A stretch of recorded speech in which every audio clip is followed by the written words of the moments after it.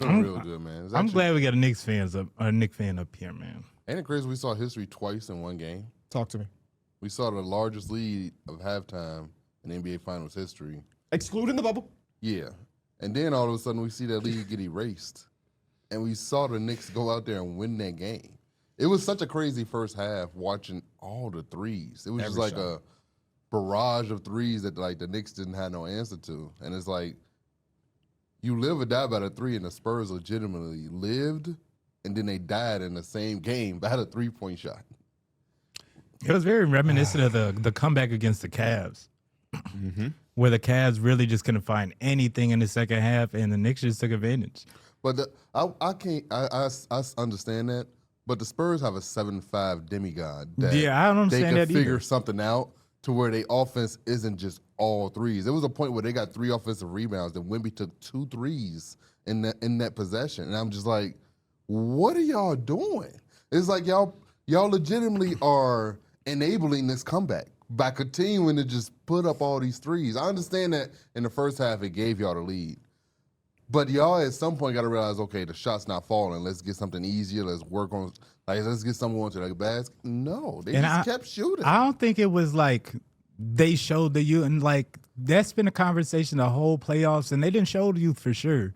But they didn't also show that youth didn't matter a lot of times. Yes. For them to kind of just keep settling with those jumpers and just understanding, like the Knicks were hitting their shots right back. They had so many times where they didn't have a lead in the playoffs, whether it be in the first quarter or going into the second. Like they've had multiple times where teams have kind of struck back as they should. For them not to be able to have like comfortable plays or something they could just go to. And a lot of that was the Knicks defense and them not giving up. Every time they got a chance, they pushed the ball, especially after stops and after turnovers. But I'm right there with D Mills. There's no way you can't find ways to get easy baskets with a dude that's 7'5". Do y'all think it was over going into halftime? Like we're gonna go almost, into game 5? It almost to the point where it was like not like it's for real. Like it felt like it was destined to go Game 7. You know what I'm saying? It was gonna have the Knicks. They took the 2 games on the road, and then the Spurs came back and they punched back took 2 games in the Garden, and then it was gonna have to be a battle out from there. The fact that the Knicks kind of came back on that 30-point comeback. It just kind of feel like they just took the air all out of the Spurs. I think that my first, this game is over thought was 1 minute into the game when Karl Anthony Towns picked up that second foul. Yeah. I was like, now we have to see Mike Brown had his hodgepodge rotation of centers. We know Mitchell Robinson can't really play more than 21 minutes, and he was only averaging 11 minutes in the series at this point. So who else is going to come off that bench? Huck Porty, here he comes. Jeremy Sohan, here he comes. I was like, oh, man, this is going to be real tough. And then you add on all of the threes. I mean, my goodness, De'Aaron Fox hit 2 threes in the corner. Carter Bryant hit a 3-pointer. Yeah, at some point, big. you just put your hands up and say, this is the greatest shooting performance in the history of this sport. had 3 threes. It's like even in that, when the Knicks had small runs, 6-0 runs, it was Devin Vassell, trail 3, boom, to end that run. So in my mind, I think we hit in the group chat a little bit. I said, man, I should turn this game on. I should go play the game right now because that's how. I should have dropped I it. felt like as soon as you said that too, it started I going. talked about it in my video. Yeah. But Twitter hits different though. But there's never a real moment in time where I was like, I'm gonna turn this game off. Yeah.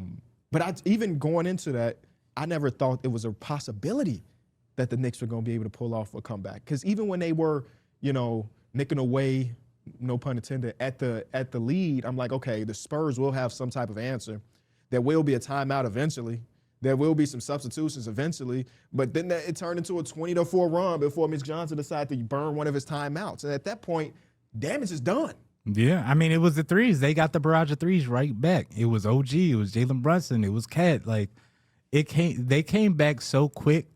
It went from the 29 to 22 to 15, and then it's like, oh, snap, they right back in the game. And there's actually a decent amount of time left. And you had to think that the Knicks were they weren't going to back down, because there's been multiple times throughout this playoffs that they've just done that, where they've felt like they were down and out and kind of come back and took the lead. And in this kind of miss, and if they end up, which they got a good chance to win a championship, it's so nice to see Jalen Brunson kind of really in that light. I know he didn't hit the big shot, and that was really OG, but he has been one of just like the clutchest players that kind of has been throughout, the league in the recent years. It's times where he's just kind of jabbing at you, in these moments where the crowd is loud and the other team cannot do nothing. He is trying to put you in the ground. Yeah, there's a few of his shots that, like, it wasn't the big shot, but that right wing corner three over Victor Wembanyama. Yes, that shot was crazy. Ridiculous. And then the other one where he got the and one where he just flipped the ball at the rim. Those are ones I will remember for a very long time. Because, it wasn't the shot, but my goodness, those are the ones that keep the guard and because that shot over Wemby gave them their first lead since like the first quarter. The whole time I'm watching the comeback, though, I'm thinking about Mike Breen, who's calling the game and a diehard Knicks fan. He gave us a bang in the corner. Was that OG in the corner? He gave us a bang call. And I'm just like, he's watching the greatest comeback of all time in finals history while simultaneously trying to call it neutrally while being one of the biggest Knicks fans in the whole building. Yeah. So, like, shout out to Mike Breen. Y'all want to play blame game? Yeah. 100% of the pie. Because I think the Spurs didn't just blow this game once. They blew this game like 5 times. Blowing a 29-point lead. We ain't even mentioned the name De'Aaron Fox in his attempt. Not calling the timeouts. They get the offensive rebound for Stephon Castle because Josh Hart was trying to blow this game for y'all. They get the offensive rebound. He hits the free throws. Wembanyama misses 2 free throws. That's the one that hurts. Of times where they blew the game. That's the one that hurts me and the then most. they aren't able to get the inbound to OG Anunoby on the missed shot where OG can crash the glass. So, like, there are so many moments in this game where the inexperienced team looked hella inexperienced. Well, De'Aaron Fox don't have an inexperience. I know he's inexperienced when it comes to being in the finals, but this is supposed to be a veteran guard. He's supposed to be able to steer the ship when everything is going crazy. He's supposed to be the one that keeps everything steady, and he had the opportunity to do that, and he made a rookie mistake. I genuinely don't understand that layup attempt with OG trailing and what made him think that he was going to outrun him with the game on the line. I just don't understand. Because, like, it's not even the fact that he thought he could outrun him. You have the game under control. You have a 1-point lead. All he has to do is Nash dribble that, take it out. Nothing about it makes sense. Some more time is going to come off the clock. That's the part.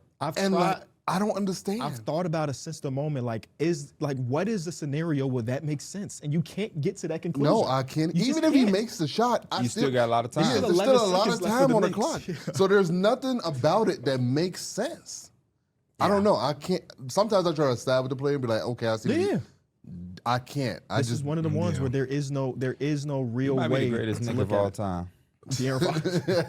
Between that pass out of bounds to Castle, the dribble off the foot turnover, some of the step back threes, the block, not boxing. Well, I mean, it was hard to box OG out because he went to double Brunson. But also, him trying to get the switch that he wanted, and that switch is OG Anunoby. Like, trying to hunt OG. I know he hit the big shot in Game 3 over OG, but trying to hunt OG Anunoby is one of the craziest things you can do in this situation. It don't make sense. It don't make any sense. The one that hurts me is the Wemby free throws. Yes. Because that was just an opportunity where everything was kind of just going wrong, and you had a chance to calm it down. De'Aaron Fox at least stepped up and hit the 2 free throws to kind of, calm it down. They missed those 2 points, because Vic is not like 90% free throw shooter. He's an amazing free throw shooter. It's not like he's one of the pressure different. Yes, he is. And you truly seen that. And you get tired when you waste on your energy trying to troll. When you're trying to get in people's head. What you say the tweet was that you saw? Somebody commented on my video, Wembanyama got so much into Mitchell Robinson's head that he stole his free throw shooting ability. Yeah, man. And I think it truly hurts for the Spurs because they can look at it as they're getting really beat. They're not getting beat. Series tied up analytically. Like they're in control for most of these games. Like they have the leads. There's just these fourth quarter stretches where they cannot get it done. And we even had that in Game 3. Remember at the very end, we was making threes and threes and threes. Made it interesting. It's kind of crazy. This team put up 81 points in the first half. They put up 25 points in the second half. Yeah. And they got out. And the Knicks put up 55 in the second half. Like they had more turnovers than made field goals in the second half. They had 9 turnovers to 8 field goals made. Yeah. Knicks couldn't believe it. They was going so fast trying to score. Josh Hart smoked the layup. Dude, Josh Hart had a brutal 2 minutes. He gets the steal, blows the layup because he didn't know if he wanted to dunk or lay the ball up. He fouls Stephon Castle on the offensive rebound because he didn't box out. And then the free throws that set up Wembanyama missed, that was Josh Hart pushing him in the back on the offensive rebound. That was 3 possessions where he cost him, in theory, 6 points. But because bad free throw shooting and so on, it didn't matter. I think he even said in his post-game interview, he owes OG Anunoby for a lifetime because he was about to be the villain right there. Yeah, I think that would have been hard to sleep with. knowing that in those final 2 minutes you had all those blunders. Hit subscribe for more news, highlights, and analysis from the NBA on NBC.